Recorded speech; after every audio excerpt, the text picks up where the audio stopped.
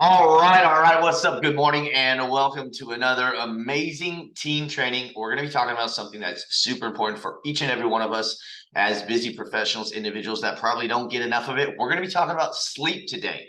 And we're not just going to talk about sleep, the whole idea that I need more sleep, because in reality, you don't need more sleep. You just need to understand your sleep and you need to sleep better. So what we're going to talk about today, we're going to dive a little bit deeper into your health and well-being when it comes to your sleep cycle. All right, so I know, I get it. Who has time for sleep with a busy schedule, right? You've got kids, you've got a full-time job. Some of you are building second careers. Some of you are building your own businesses on the side. The reality of it is you probably don't get enough sleep.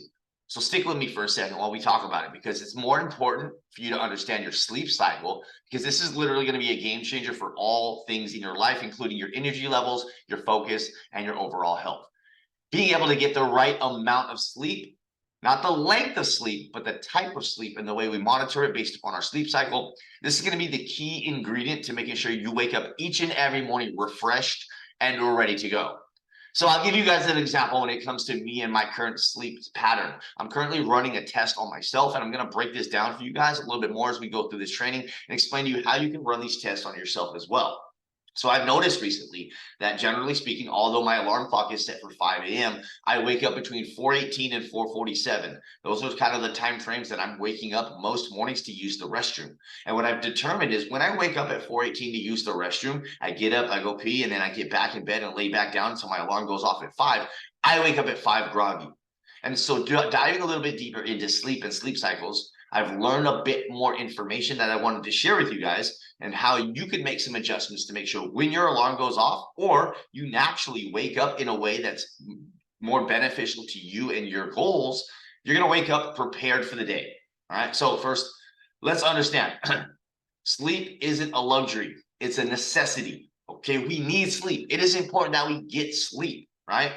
If you're not getting good sleep, you don't have the energy to shake your kids around. You don't have the energy to focus on work. You don't have energy for your workouts. You do not have the energy to fulfill your day-to-day responsibilities. So let's not underestimate the power of a good night's rest. Key words here is good night's rest, not long night's rest, not sleep forever. It's more about a good night's rest, getting enough sleep, the right type of sleep that's going to help you find more value and be more beneficial to your goals. Now, what we want to do is we want to talk about your sleep cycle. Okay. So when it comes to your sleep cycle, I want you to understand a sleep cycle is roughly about 90 minutes long.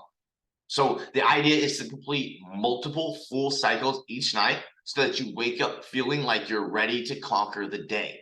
So when we go back to what I've realized about myself, waking up approximately 4:18 or so in the morning, I'm at the end of a sleep cycle. If you wake up in the middle of the night, you're probably at the end of your sleep cycle at any point in time. If you wake up to use the restroom, like myself, I have a kind of a weak bladder, right? So I use the bathroom quite often. But I understand that by looking at it, you don't just wake up from a dead sleep to use the bathroom. You wake up at the end of a sleep cycle to use the bathroom. So if I know I'm waking up approximately 4:18 to 4:47, that's kind of the time frame I've been able to monitor in the mornings, then I know around that period, depending on what time I went to bed, is the end of a sleep cycle. So if I lay back down, I go back to sleep, I'm actually forcing myself to start another sleep cycle, and then waking myself up at 5 a.m. is in the middle of a sleep cycle, leaving me groggy, feeling unrefreshed and unready for my day. So determining where that sleep cycle falls within your current sleep patterns, determining what that looks like based upon what time your alarm is set for, and quite possibly getting up earlier based upon when your body tells you to get back up. So if you wake up before your alarm clock, laying back down and going back to sleep is actually more detrimental to you than actually just getting up and getting ready for the day. Okay, so understanding that sleep cycle will help you conquer your day and what you're facing. So first, I want to know, how do we figure out our sleep cycle? I know I'm talking about what I'm currently doing, but how can we help you do it? So first off, you want to be a sleep detective. I know it sounds funny, but we're all going to be Dick Tracy today. Okay. Start off by tracking your sleep, right? There's tons of apps out there. There's gadgets out there.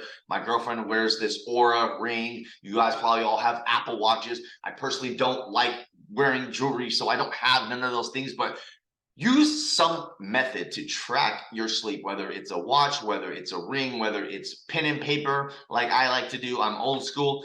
And do it for at least a week to see what's going on. Write down your normal times each time that you go to bed. Put a little pad of paper or something to track along by your bed and write down the little notes along the way, what times you wake up in the middle of the night, and put down what time you wake up in the morning. Take notes of what time you naturally wake up and feel like a rock star, and that's going to be your clue, right? So I know when I wake up in the morning, if I naturally wake up at a certain time, I'm ready to go. And I'll give you guys an example. I recently just got back from a trip with one of our amazing clients, Justin, as well as our amazing coach, Leah, right? And we were out in Utah, and we went to sleep, and I said, okay, look, I know what time I usually kind of can wake up on my own. And so we're going to go to the gym in the morning. And I said, okay, I'm not going to set my alarm.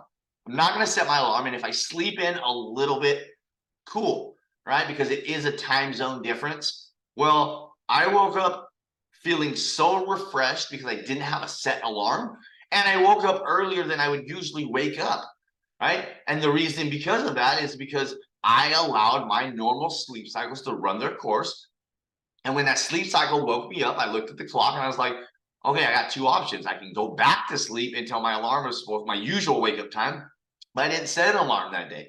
And I just woke up at that time and I felt amazing. And I went and rocked an amazing workout and had a great morning with my team and my friends, and everything worked out the way it's supposed to work out. So really tracking your sleep and determining what time you go to sleep, what time you normally wake up throughout the nights, and then tracking what time you also wake up in the morning feeling the most refreshed. The best way I can make a suggestion for this is on a weekend, don't set your alarm and just see how you naturally wake up. Just see what your body does to wake you up. Then we want to do some math, right? We want to do this math, right? So we want to count backwards. So based on what time you need to wake up, we want to count backwards in 90-minute chunks to find out your ideal bedtime. So for example, if your alarm goes off at 6:30 a.m., which I know none of you guys, it goes off at 6:30 a.m. because we're on this call already live and direct, ready to work, right? But if your alarm goes off at 6:30 a.m., you need to be in bed by either 11 p.m. or 9:30 p.m. in order to get those full cycles. Now, the reality of whether it's 9:30 or 11 doesn't 100% matter. It's just making sure you're within that 90-minute increment that matches up to your wake-up time. So you can still go to bed a little bit later for those of you that have projects and things you need to work on at night. You just need to make sure that alarm clock is set around those 90-minute increments to ensure that you're not waking up in the middle of that sleep cycle when you're in that deep sleep or that REM. Now that we understand the time frame of when you should be going to bed and should be going to night, you want to set the mood for sleep. You want to make sure you're setting yourself up for success so that when you go to bed, you actually go to sleep and wake up refreshed. So make your room a sanctuary. Make it dark, make it cool, make it quiet. Do what you need to do in order to make sure you're able to sleep better. I like a noisemaker in my room. Some people like it quiet. I like it dark. Some people, like the darker it is, the easier it's going to be to sleep. The cooler it is, the easier it's going to be to sleep. Especially most people, like if you like to curl up with a blanket, that can definitely help. Figure out what makes you feel the most comfortable and allows you to sleep best is going to be the key principle here. Right?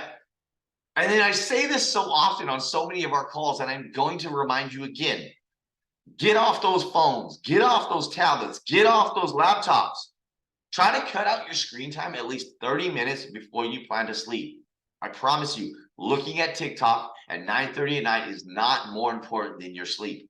I know my videos are super engaging and you love all the stuff I post, but you can wait till tomorrow during your lunch break at work to watch my videos, right?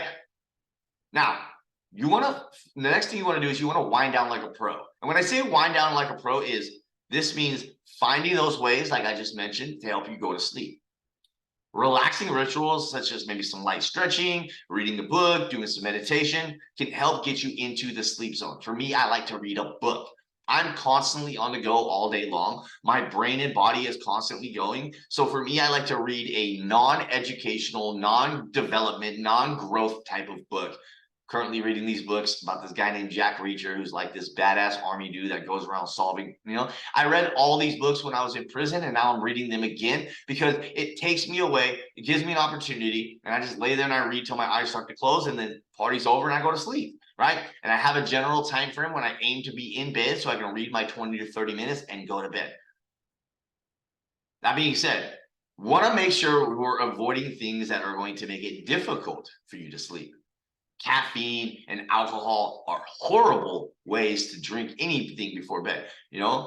Trust me, your sleep will thank you, especially when it comes to alcohol. Like, this is like a big thing I found. Like, so many people used to think like, oh, I'm gonna drink a glass of wine before bed, it helps me sleep. It does not. It does not. It does the absolute reverse. Like, it's just, drinking is gonna mess up your sleep so much.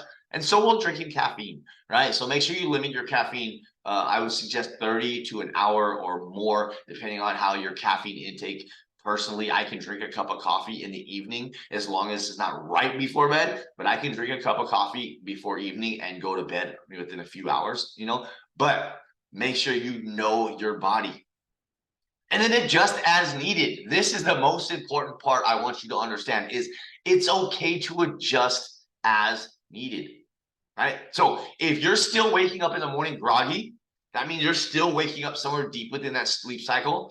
And make small adjustments, 15-minute adjustments to your bedtime and your wake up time, right? So if you know what time you need to go to bed and you know what time you need to wake up, you've done the 90-minute increment math, right? You've set yourself up for success. You've made your room dark. You've gotten off your phone. You've refrained from alcohol and caffeine, right?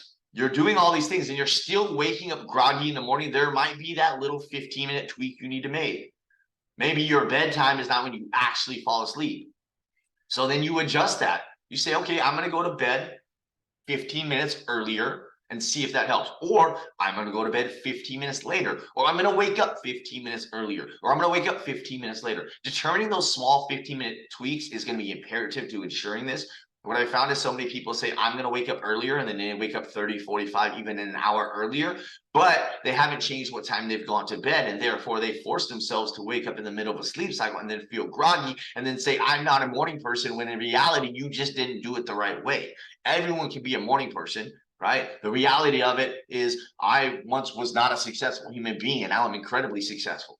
All of you have once never been something and are now incredibly successful in some area of your life. So saying I'm not a morning person is just like saying I'm not anything else in life. It is a self-limiting belief. The reality of it is you just haven't set yourself up for success to be a morning person. And in reality, studies have shown that almost 90% of people are more proactive and successful earlier in the morning than they are throughout the day, because as you move through the day, so many of life's obstacles will show up and get in the way. Your brain will be filled with all this information, all this stimulus, right? As soon as you pick up your phone in the morning, that dopamine rush of whatever you're looking at is immediately going to start to take away from your ability to be creative. And therefore, being able to wake up earlier in the morning will actually help you be more successful. It's a proven fact that more people that wake up earlier in the morning are more successful in all areas of their lives, financially, physically, with relationships, health, wealth, relationships. All those areas, statistics have shown, the numbers have shown, the studies have shown, is those that wake up earlier can be and have been more successful. There's also a lot of belief systems that we all put out vibrations to the world. And if more people sleep in, then the ones that wake up earlier don't have to deal with the negative vibrations of others, and therefore can be more successful. So setting yourself up to make sure that you're falling within those sleep cycles, that you're waking up at the end of the sleep cycle and not the beginning of the sleep cycle. Actually, truly understanding your body, understanding your sleep cycle, and understanding the way your body functions will give you the exact blueprint you need in order to be successful, not just in your health and fitness journey, but in all areas and avenues of your life, right? So make sure you're staying consistent. Same bedtime, same wake up time, even on the weekends. Look, y'all, don't be sleeping in on the weekends. That is not helping you. It's actually hindering you. If you wake up at 5 a.m. Monday through Friday and then you sleep until 8, or 7 or 6:30 or whatever on a Saturday and a Sunday, you've now changed your sleep pattern. And if you change your sleep pattern, you're going to make it more difficult for you to be ready for Monday. Most people hate Mondays, not because it's Monday, because reality, Monday is the best day of the week. It is a fresh start. It is the first opportunity to be successful. People hate Mondays because they screwed themselves over on the weekend. Don't screw yourself over on the weekend. Don't self-sabotage, right? And understand that it's quality over quantity. You want to aim for full sleep cycles, not just an 8-hour rule. I hear it all the time. I need 8 hours of sleep. I need 8 hours of sleep. You don't need 8 hours of sleep. There are people functioning on 5 hours of sleep constantly and that are super incredibly successful, and they're fit and they're happy and their kids love them. Why is that? Because they've developed that idea of their sleep cycle and they understand their bodies. All of our bodies are different. All of our bodies respond differently, but we can look at the science and the data behind it to show that time is less as important as sleep cycles. Time is less as important as quality, right? So you don't need to sleep a lot. You just need to sleep the right way. And listen to yourself, right? Like, everyone's different. Everyone's body is going to respond differently. So you need to figure out what your body is telling you and adapt these tips to what feels right for you. If you do need a little bit more sleep, cool. I'm not saying you don't deserve it or need it, but what I am saying is you need to determine where those sleep cycles fall. And you're not just saying, I have to sleep 8 hours, when really your body only needed 7.5 hours, but because it's Saturday and you wanted to sleep in because of whatever reason. Oh, because it's Saturday. That's just the biggest reason. It's Saturday. I deserve to sleep in. Okay, but your body doesn't want to sleep in. Right? That's a mindset shift that needs to happen. And if you listen to your body, you listen to what's happening, and you develop these patterns, you can be unstoppable, right? So a more structured approach to your sleep could be the secret weapon you need to feel more energized and focused on your day-to-day activities, right? And let's be realistic here. Who doesn't want to wake up in the morning ready to take on the world? Like, let's be real here. I love when I wake up in the morning refreshed and ready to go. I love when I'm able to wake up in the morning and know that I'm about to impact hundreds of thousands of lives. And because of the skill sets I've established with something as simple as sleep, I love knowing that because I've learned myself, my body, and I've taken the time to educate how my body functions, I'm able to impact and help more lives. So I hope that you all found value on today's call. I appreciate you guys all, and I'll talk to you soon.